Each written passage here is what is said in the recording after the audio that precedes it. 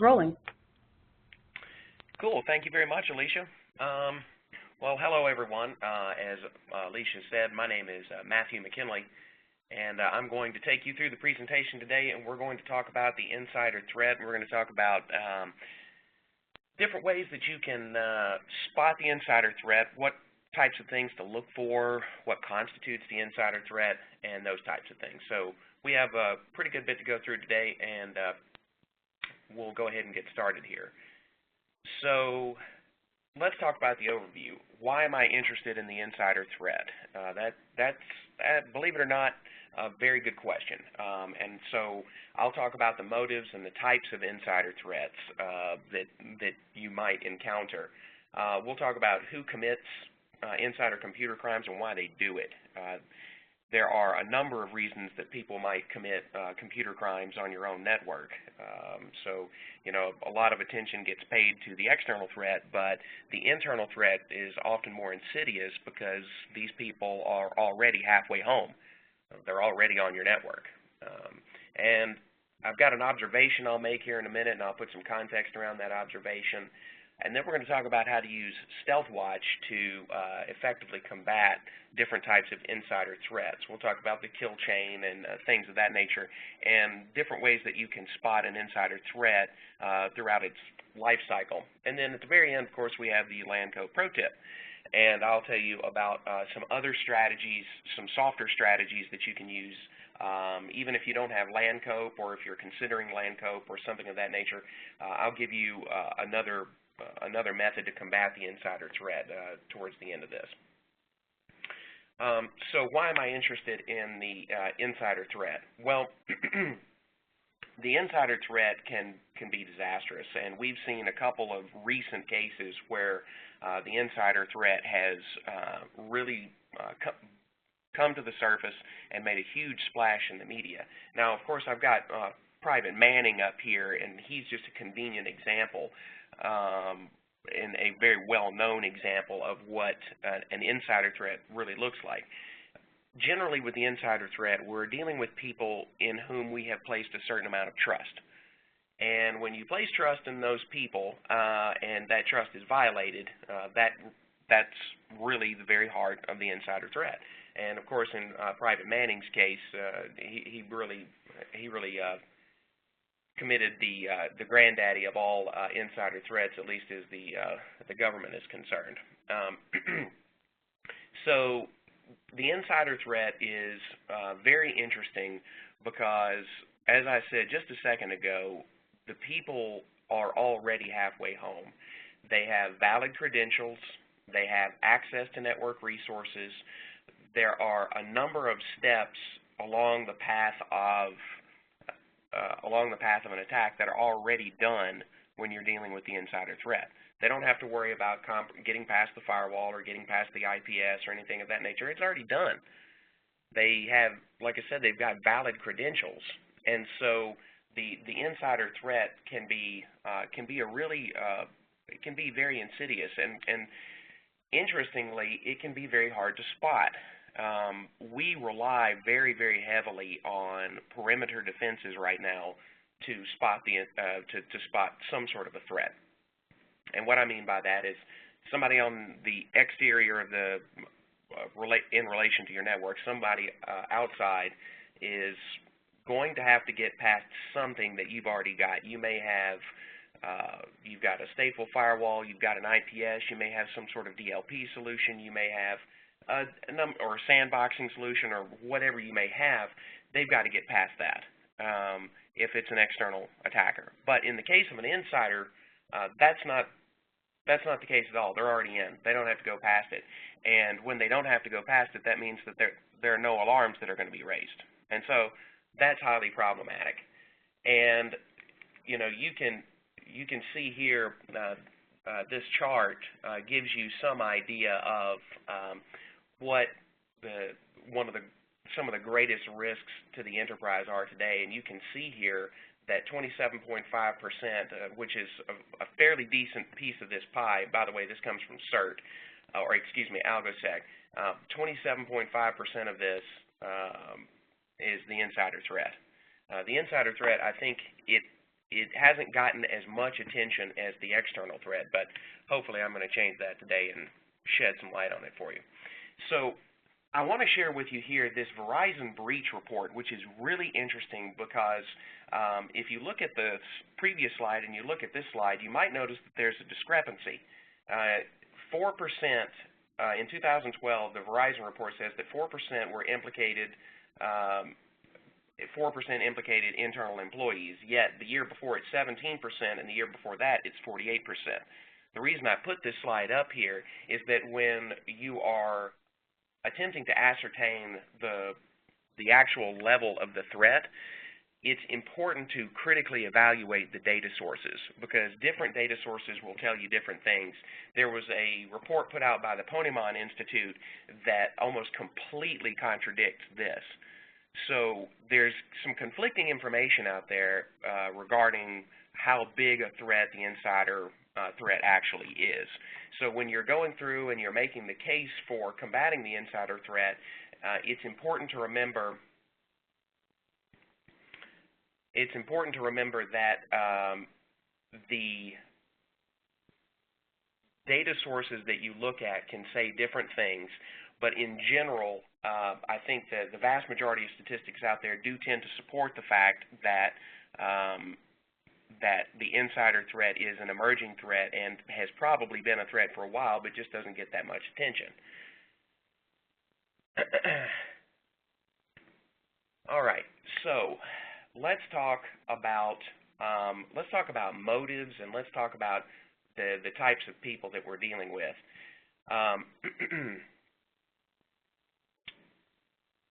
So the types of threats that we're dealing with, or the motives, IT sabotage. So when you talk about the motives, we have to sidebar for just a second. We have to talk about the different types of insider attackers. So really there are three different types of insider threats. There's the negligent user, the compromised user, and the malicious user. So the negligent user is somebody who walks a file out into the parking lot and drops it. They're the people who don't password protect their laptop and leave it at the airport or leave it in their car in plain view of everybody. So a data breach can be caused by simple negligence, and you know, while there's no patch for stupidity, there is fortunately a cure. But the negligent threat can be really bad as well. I mean, if somebody walks out with something or puts something on a USB stick and walks out with it and drops it in the parking lot, disaster. And dealing with the negligent insider is really about education. You have to educate people and make them understand good data handling practices to combat that. There is unfortunately not an extremely great automated way to handle the negligent insider. However, when we deal with compromised insiders, compromised and negligent insiders can actually overlap a little bit.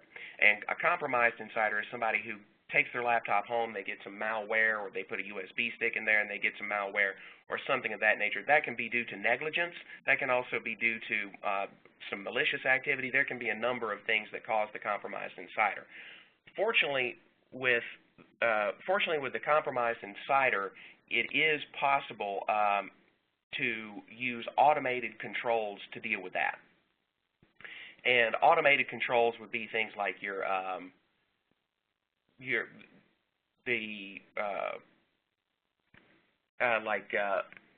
antivirus and perimeter security controls, firewall, IPS, those types of things. By the way, we get this information here from CERT. There's, in just a second, I'm going to show you where I'm getting a lot of this data from.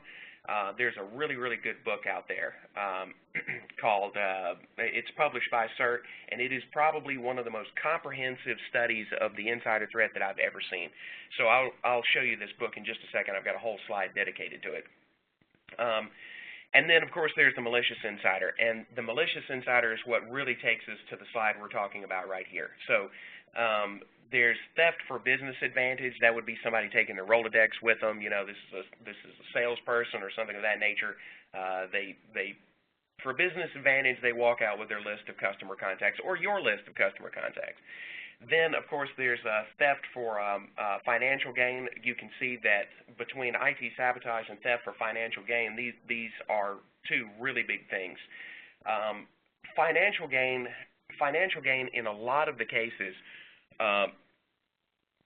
you're dealing with people who are using valid credentials, who are accessing different areas of the network, and in some cases you're dealing with people like people who take your credit card number over the phone.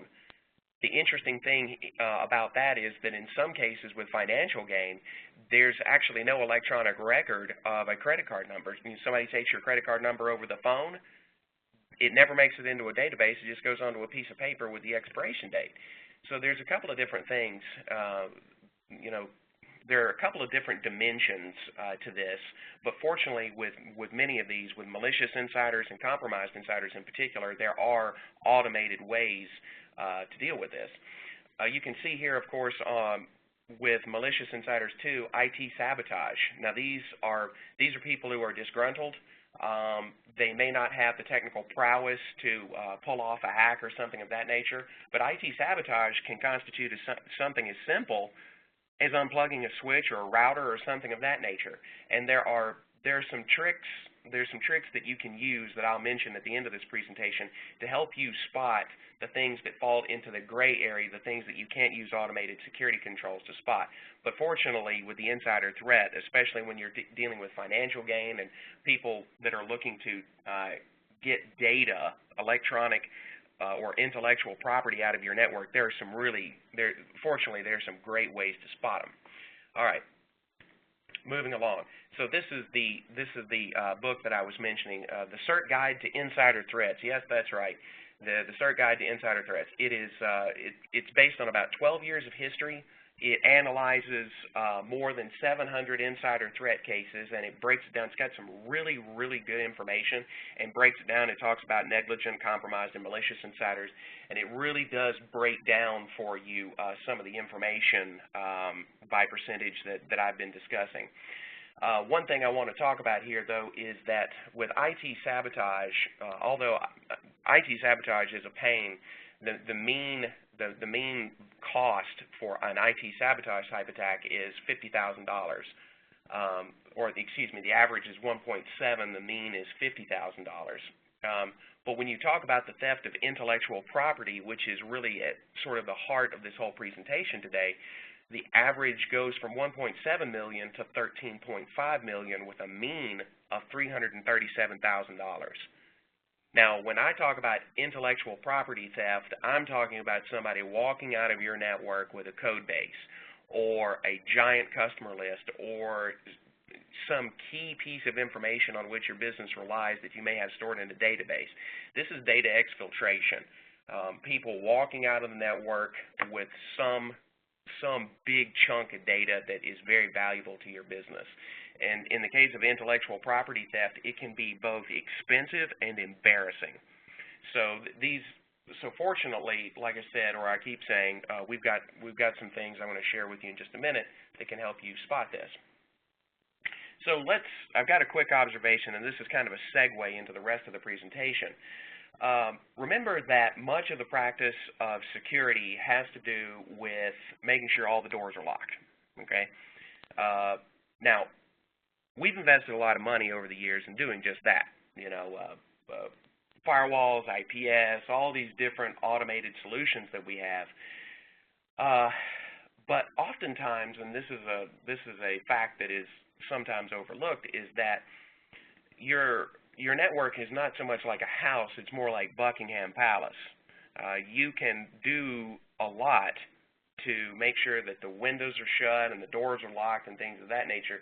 And in your own house, it might be, or like your actual home, that's pretty easy to secure. But when you're talking about your network and comparing it to Buckingham Palace, that's a lot of windows and a lot of doors and a lot of service elevators and hidden entrances, and the list goes on and on and on.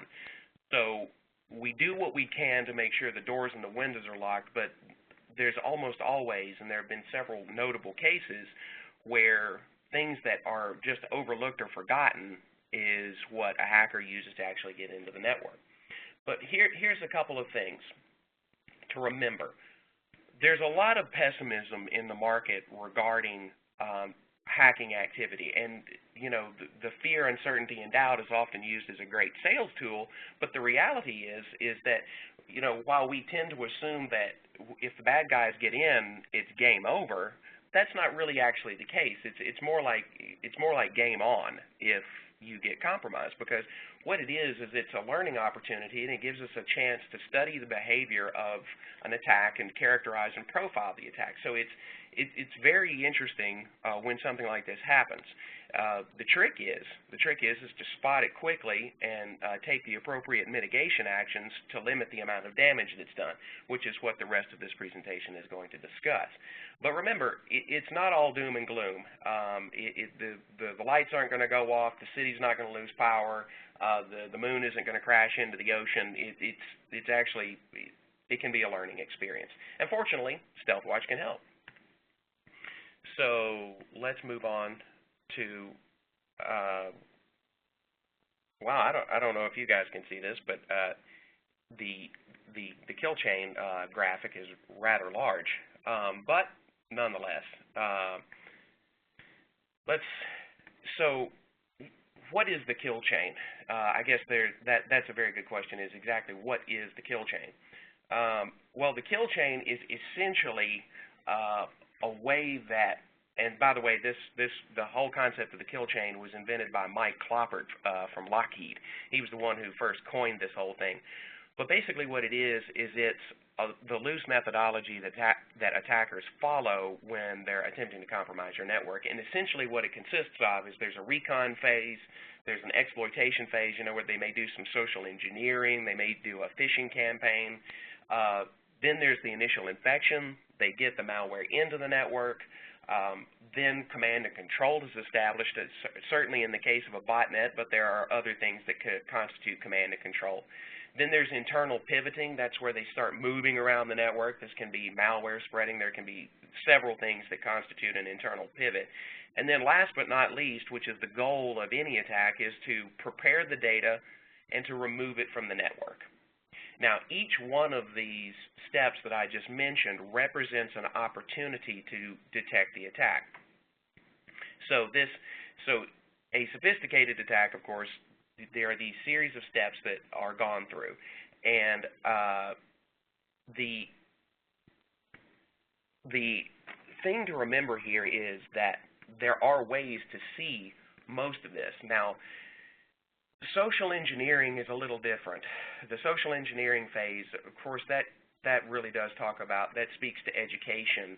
And here's a perfect example, the RSA exploit that became so famous that's been used endlessly as examples.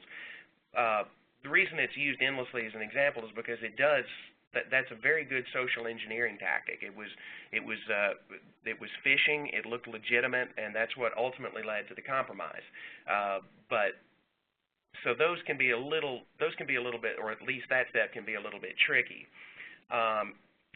But at each level of this, StealthWatch provides some amount of visibility at each stage of this kill chain, and we're going to go through each piece of that right now. So seeing the insider threat is really the crux of the whole thing. So the visibility of any network is critically important. As I said earlier, a lot of emphasis over the last several years has been placed on the perimeter. Build up the defenses. If all the doors and windows are shut, we're good. That has been the thinking over the years, but in reality, I mean, if the last several years have taught us anything, it's that no matter how we secure the doors, somebody's going to get in. So it has to sort of shift or cause a shift in our thinking so that we have pervasive visibility throughout the network and we're always watching what's going on. You have to keep an eye on the internal network. I of course, I am a huge, as Alicia said, my background is primarily in the firewalling and the IPS space and that type of thing. So, of course, I'm a huge believer in the perimeter. It is the first line of defense. But, you know, as I said, there's been some really great research that's come out on ways to evade IPS systems and next generation firewalls. So people are going to get in, and being able to see what's going on in your network and keep a good eye on everything is absolutely critical. And to do that, we start with who, what, when, and where. Now, the title of this presentation talked about Bob. What's Bob doing logged in so late? That is a very relevant question, and we're going to come back to it. So detecting data exfiltration, how do you separate background noise in your network? You think about all the transactions that occur on your network on a daily basis, and it's overwhelming even if you just think about it. So the trick is to find the needle in the haystack, to filter out the noise, to attenuate everything that's going on in your network, to find things that are clearly data exfiltration. Also, detecting bad actors on your network. I'm not terribly fond of the term bad actors, so I kind of use it as a catch-all, but looking for people who are doing things that are out of the ordinary. And that it may not be, when I say bad actors, that may not be under the guide of a human hand. That can be spreading malware that started on a laptop that got brought from home, or that you let grandma use, or something of that nature. Detecting bad actors, how do you see that? And then other behavioral anomalies. You know, is Bob moving from computer to computer? There's nothing overtly malicious about Bob moving from computer to computer, but Bob has a computer. What's he doing log into somebody else's computer? It's little things like that. It's things that we may not normally think about. People who are really motivated, especially malicious insiders, people who are really motivated can go to great lengths to compromise data or to get something out, especially if there's financial gain involved with it. So never underestimate your foe, because, like I said, motivation is a very, very powerful thing, and money is even more powerful. So these are the things. So seeing the insider threat, these are some of the questions that you want to keep in the back of your mind when you talk about seeing the insider threat. The spread of malware, weird user behavior, anomalous amounts of data moving from place to place in the network. So let's dig in a little bit deeper. So let's talk about, you know, monitoring user activity. When we're talking about the insider threat, we're really kind of talking about a user. And so monitoring user activity is very important here. Now, am I talking about Big Brother? No, I'm not talking about Big Brother.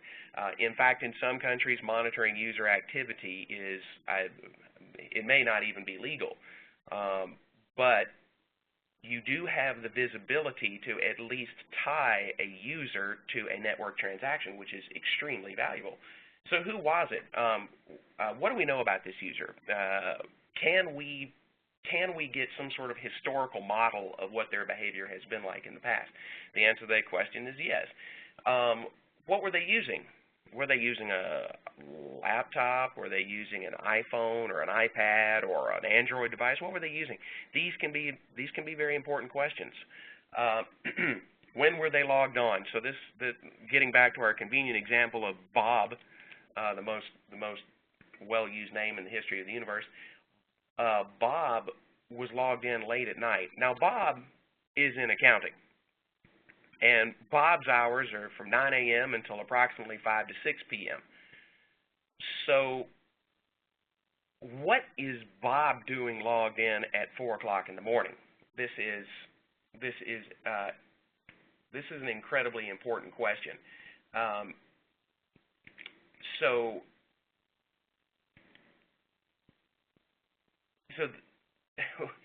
the slides keep changing here. Bear with me, guys.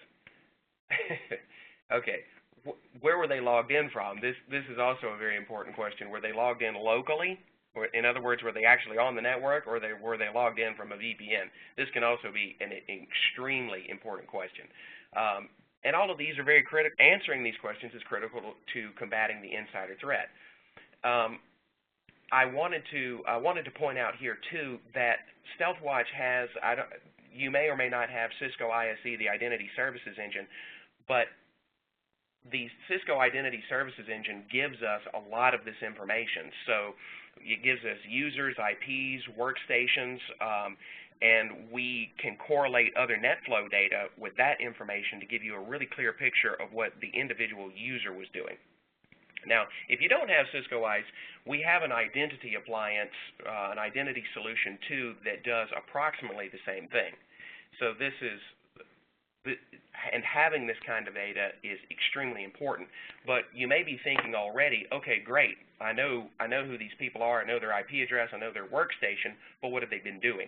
And this is really sort of the trick, is how do you correlate NetFlow information, which is, you know, transactions that have gone on the network, with NetFlow. Well, NetFlow doesn't provide any native mechanism to do that. And so that's one of the great values of StealthWatch, is that we can correlate individual network transactions with user activity. And that's what we've got here. So who, what, when, where is nice, but what were they doing? So you've got all this transactional information in the form of NetFlow, and we use that and we tie it to the user, which is extremely important. This gives us context for what they were doing. So by way of example, if you look here on this slide, you can see we've got the username to the far left. We have the application data, so this is even more context. So we've got application data. We've got their IP address. We know what they were doing and how long they were logged on. We know where they were logged on from. And we can get even more information than that. We can get down to the individual specific flow records. So you can see what application they were using, when they were logged in, how long they were logged in, and you can even get information, because NetFlow provides this. You can get information about what switch the traffic traversed, and the amount of traffic that was sent. And when you're attempting to spot the insider threat, if you think back a couple of slides, it is incredibly relevant how much data was transmitted. So if they logged on at 4 o'clock in the morning, maybe they couldn't sleep and they were checking their email. So you could see that transaction. You could see that it was a very small transaction and probably not that big of a threat. But if they logged on at 4 o'clock in the morning and they shipped off 2 or 3 gigs worth of data, red flags all over the place. So having user information associated with flow data is intensely powerful for combating the insider threat. So here's sort of an idea of another example of what I'm talking about. So activity at strange times and strange durations. So how long did something occur? And if you look at this screenshot here, I took a screenshot of one of our charts and graphs. Why does somebody have a 5-hour SSH connection open? You know, just observing what the protocol is that was being used, like SSH.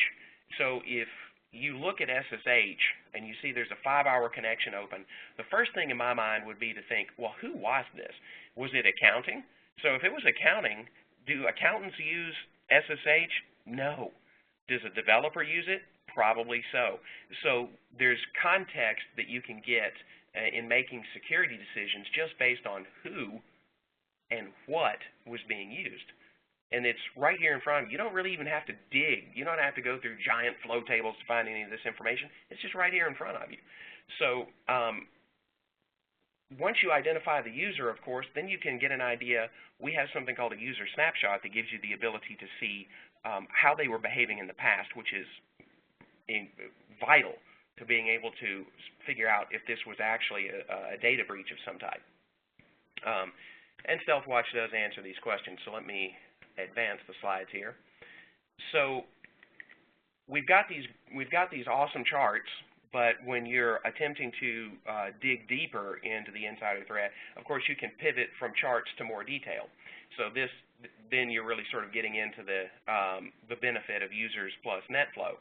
So you can see here we've got who, we've got how long they were logged in this case 7 hours, 50 minutes, and 31 seconds.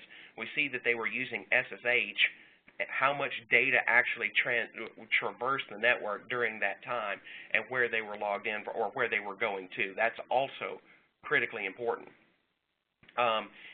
So the one thing I have not yet mentioned is the destination. So NetFlow, of course, being a network transaction record, also shows you where the data was going. We maintain a list of known command and control servers, and we automatically, if you look down here at the bottom, you can see that we have these pre-configured alarms. So you're not alone. You don't have to do all this by yourself. We have these pre-configured alarms that will help you identify potential data compromises and things of that nature. So if there's any traffic that goes to a known botnet command and control server, we're going to alarm you immediately. So you're going to get some sort of a notification that data has gone, or someone on your network, regardless of how much data it was, has visited or been in contact with one of these known botnet command and control servers. And that is also vitally important to being able to spot the insider threat. So what about bad actors on the network? Now, again, I said I wasn't terribly crazy about the term bad actors because it implies a human being behind the whole thing, but often that's not the case. It doesn't necessarily have to be a human being. It can just be a laptop that's infected. But nonetheless, of course, you want to see that. Now, we're getting into the cool stuff here about what Lancope does. So because NetFlow allows you to see all the transactions on the network, and it's really, really lightweight compared to, say, full packet capture or something of that nature, it lends itself to modeling really, really well. So you can see behaviors, and that's one of the things that Lancope does in addition to some of the other stuff I've discussed. We do model the network behaviorally, and it's a rolling baseline. So down here at the bottom, I want to mention the concern index, because one of the troubles with signature-based systems is that if there's not a signature for it, you're going to miss it. So behavioral analysis becomes critically important. And down here, what you see is you see a host there on the left, and then you see the concern index. What that concern index is actually indicating is how differently a host has behaved relative to how it's been behaving in the past. So, for example, you can see here up at the top, the top host is behaving 2,105% differently than it has behaved in the past.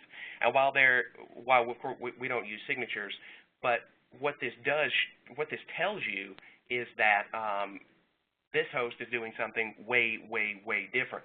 And all you have to do is double-click on that host and get the snapshot information, so you can see how that host has behaved in the past, and you can also see the user that was associated with that host at that time. And when you're digging into a possible insider threat type scenario, having that data at your fingertips is absolutely critical. And another thing that we have, like I said, malicious or bad actors on the network don't have to be people. It can be a worm. It can be some sort of automated malware that's just kind of doing its thing. Somebody brings in an infected USB stick or opens up an email that they shouldn't. We can look at the behavior of a host and detect whether or not a worm is spreading throughout your network, because a worm, in order to spread, has got to find other vulnerable hosts, and it typically does that through scanning. And you can see that, you can model it, you can visualize that type of data. And if you look here in the lower right-hand corner, you can see how we modeled a spreading worm. Of course, like I said a minute ago, with any of these types of things, whether you're talking about suspect data loss or whether you're talking about a denial of service event or any type of security-related event, including spreading malware, we have alarms that are going to alert you to this type of activity. You don't, and here's an important point. I think, when it comes to NetFlow and the voluminous amounts of data that it generates, I think there's a perception that you have to sit there and camp out on the console, but that is simply not the case. When you're dealing with a behavioral analysis solution, you don't have to do that. You can go through, you can configure it the way you want it, set up the alarms that you need, and have it email you, so you don't necessarily have to camp out on it. It's good, of course. You know, with as with anything, you must tend your flock, and of course, watching the console from time to time or on a daily basis is a good thing, but you don't have to camp out there all the time. So one other thing here is that when you're dealing with the human element, human behavior is an incredibly tricky thing. You know, it can be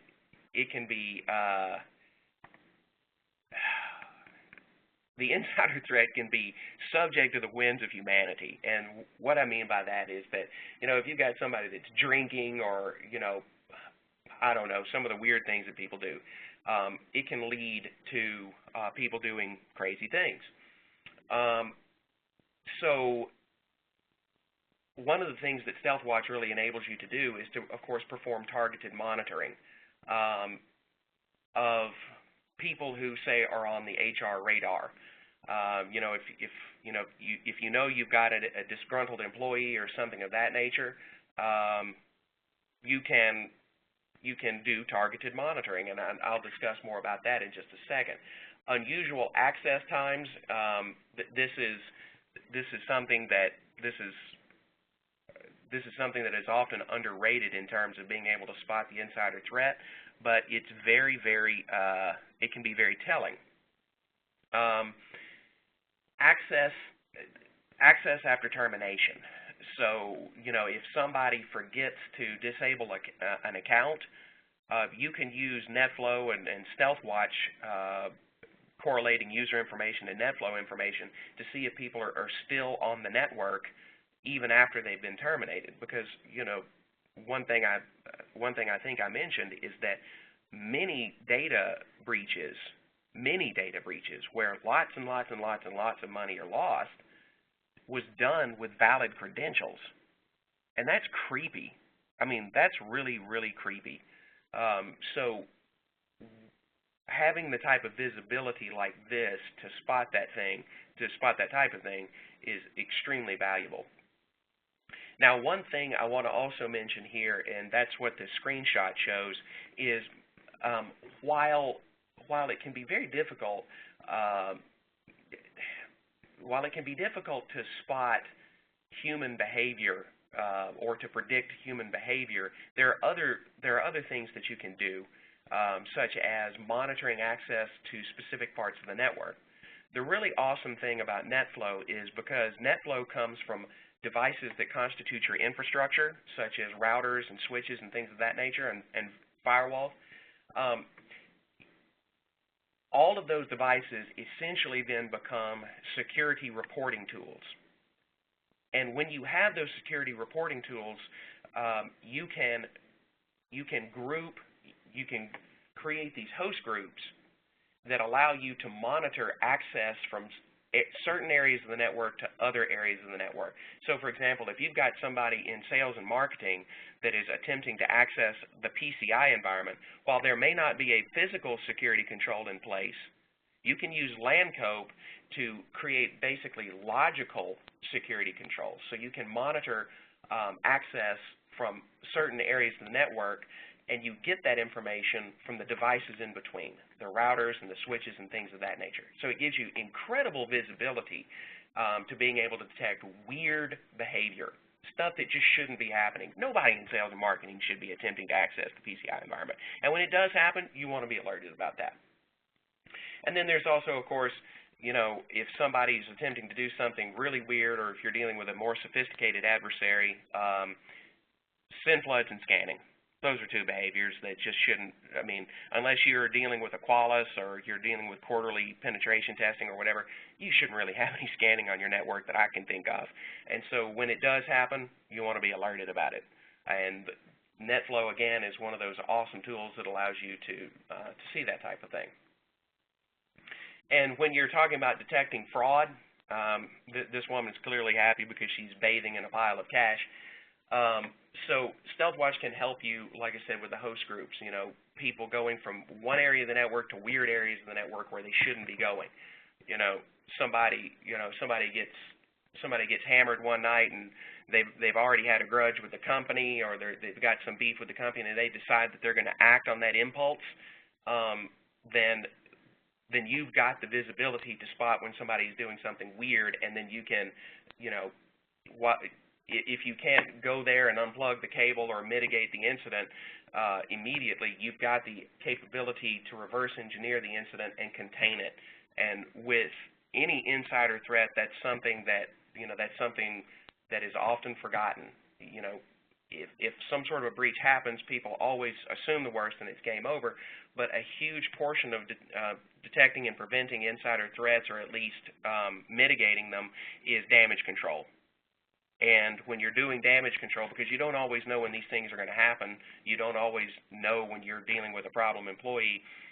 If it does happen, being able to track it down, spot it, and deal with it really fast is hugely beneficial. And then detecting, of course, long flows. If you've got, like I said, going back to the SSH example, those can be suspect, and we have alarms that specifically indicate long flows. Theft of intellectual property. Now, I'm not gonna read this slide, but I want to tell you something. I want to give you an amusing anecdote. Well, it's not amusing; it's actually terrifying. We dealt with a case not terribly long ago where there was a huge amount of data that was being sent to an IP address on the inside of the network, and it was flagged as being a problem. So there was this really long flow. The flow contained tons of data, and it was going to an IP address on the network. The IP address in question, you know, they were able to use NetFlow to see which switch it was associated with and get down to that level. But when they were tracking it down, what they discovered is that they were dealing with a rather crafty adversary. The IP address that all the data on the internal network was being sent to was actually a printer. And the printer contained enough buffer to where they could store a large amount of data that they were planning to ship off the network later. So, you know, if you go back to the kill chain example, when you're preparing the data for the exfiltration, which is almost the last step in the process, it's very valuable to know where that data is going and what they were doing with it. And in the case of this printer, it clearly there is no reason why you should be storing data inside of a printer. So thankfully the attack was thwarted because, you know, they saw the long flow. It was going to an IP address that wasn't logged into the domain. When they figured out it was a printer, I mean, it became very clear that somebody was staging for data exfiltration. And without some sort of network visibility tool, that would have gone completely undetected. And so it gives you some idea about how crafty people can get when they're doing these types of things, because it might have looked to any other device in the network perfectly legitimate. So these are, like I said, these are a couple of things. This chart here is an example that's also pulled from that CERT book. All right, and last but not least is the fact that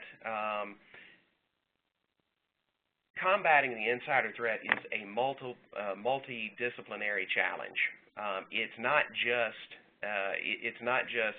something that is the domain of IT. In fact, it's a combination of efforts. Now, this is our pro tip here. It's a combination of efforts. I think everybody immediately assumes that when you're dealing with anything like this, it's always in the domain of IT to solve the problem. But that's not necessarily the case. In fact, IT could do its job better if there was better communication between HR and, say, legal. And what I mean by this is, you know, if you've got an employee that is complaining every single day. They go to HR, they make some complaint. You know, it could be salary related, it could be about a coworker they can't stand, it could be about business process, I mean, indifferent things. And what should happen at that point is there should be processes put in place at any organization that fosters good communication between HR and IT in particular. And what this will do is, for example, you know, in the case of the disgruntled employee, HR and IT can work together to do some sort of targeted monitoring. HR can notify IT when somebody has been let go. And I don't mean just simply sending out an email that says this person is gone or no longer with the company. I mean preemptively, so that, you know, there are processes in place that make it so that HR can let IT know very, very quickly what's coming up, what to prepare for, and to put monitoring in place to prepare for these types of things. And when you have those types of business processes in place, it can be hugely beneficial from an insider threat perspective. If you've got different areas of the organization playing very nicely together, you know, all that does is really enhance all of the other automated security controls that you've got.